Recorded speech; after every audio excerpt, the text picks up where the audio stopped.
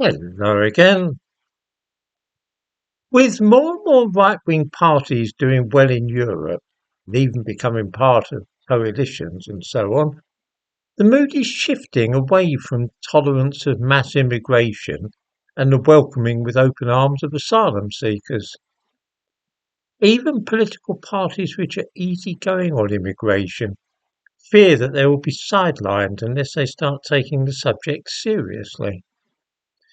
In 2015, Angela Merkel famously offered an open invitation to all those Middle Eastern refugees marching through the Balkans and said that they were all welcome in Germany.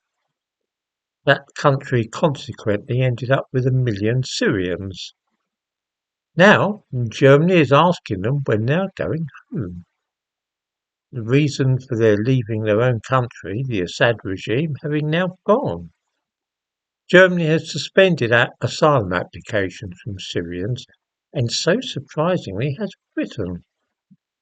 Even the Swiss are getting ready to hoof Syrians out and get them back to their own country. Germany is, of course, anxious about the next election, in which Alternative for Deutschland is expected to do very well. So other parties are trying to show the public that they are no slouches either when it comes to cracking down on immigration.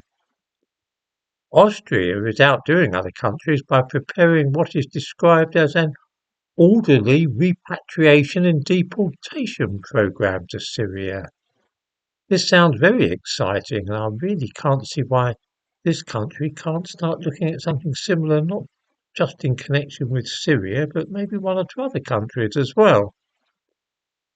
It's all very heartening, and it would be nice to imagine that it was a sea change in European attitudes towards immigration.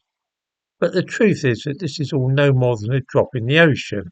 And even if we send a few thousand back to Syria, that won't really be addressing the root problem, which I outlined yesterday. This is that governments, including our own, seem to want to bring millions of people here from outside Europe. They may jiggle the figures around and clamp down a little on this category or that, as Britain did with student visas a few years ago, but the relentless tide still sweeps in from Africa and Asia. There is still hope, though, that if the mainstream parties get anxious enough about the challenge from people like those in France and the Netherlands, which are strongly opposed to immigration, then they may act and reduce immigration, if only to ensure that they do not lose power at the next election. That's what we're seeing now in both Germany and France. We're also starting to see something of the kind here as Labour and the Conservatives feel the challenge from reform.